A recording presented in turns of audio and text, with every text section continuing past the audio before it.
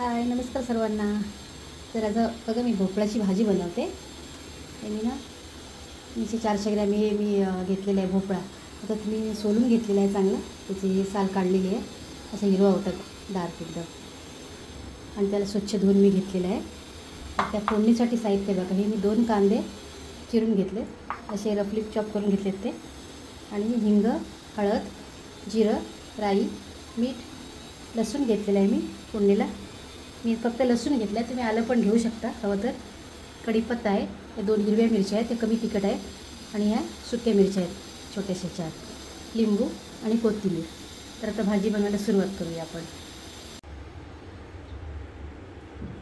ते तेल घालून घेतले मी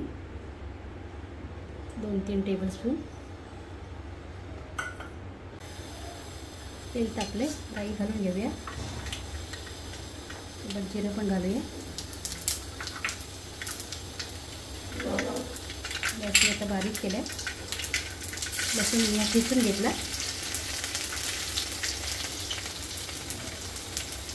कढीपत्त्याची पानं घालूया याच्यामध्ये.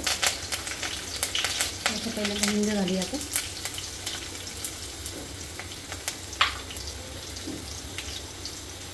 सुके मिरच्या आहेत, हिरवी मिरची तोडून घालते मी.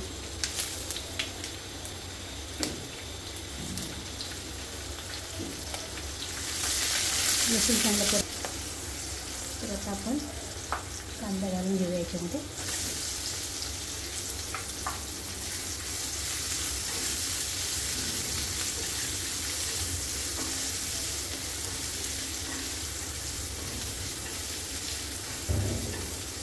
कांदा छान मऊ करून घेऊया.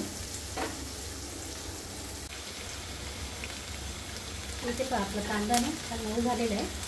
मग कशी दाखवले विसरली ना. टोमॅटो, हा एक टोमॅटो मी घेतला असं उभा कापून, आणि याच्यामध्ये मी घालून घेतलं.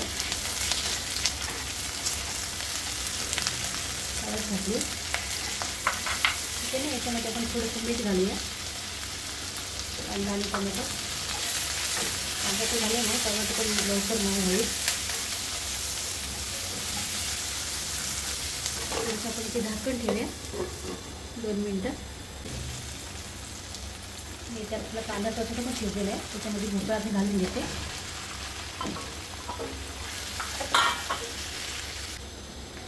याला पण थोडीशी चांगली वाफ आणूया. झाकण लावले मी. भाजी बघूया.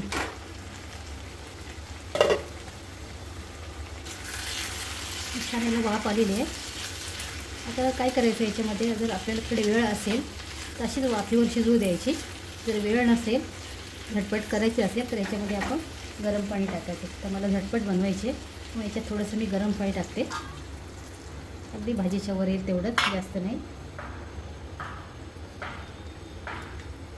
तर गॅस मी मोठा करते आणि हे शिजवून घेते.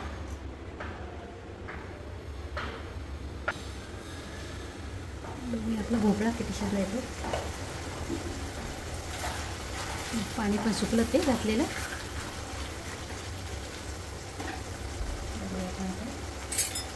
शिजला येतो भोपळा. हाताने करू नका, थोडं शिजलेलं आहे ना. तर आता ह्याच्यामध्ये ना उरलेलं मीठ होतं मगाचं, ते घालून घेतो.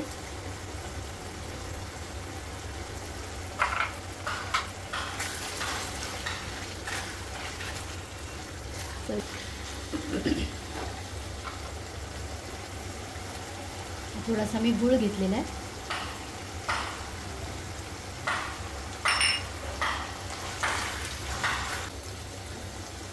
याच्यामध्ये मग अशी अर्धा लिंबू तुम्हाला दाखवलं होतं ना, या अर्ध्या लिंबाचा रस याच्यामध्ये घालते. बरं मिक्स करून घेऊया. गूळ घातला. तर आता आपली भाजी तयार आहे. तिथे कोथिंबीर घालून घेऊया.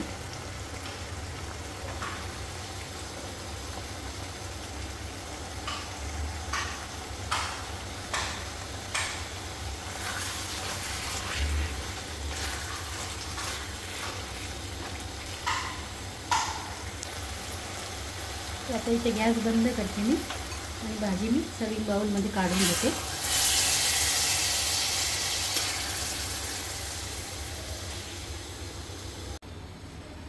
तर ही बघा आपली भोपळ्याची भाजी छान सुंदर तयार झालेली आहे. त्याच्यात थोडीशी कोथिंबीर घालते मी.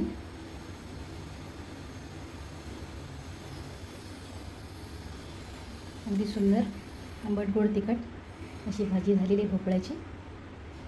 आता ह्याच्यावर तुम्ही काही खाऊ शकता, चपाती, भाकरी, डाळ भात.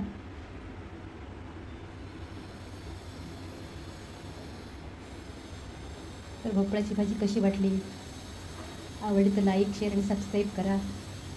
रेसिपी पाहिल्याबद्दल खूप खूप धन्यवाद तुमचे.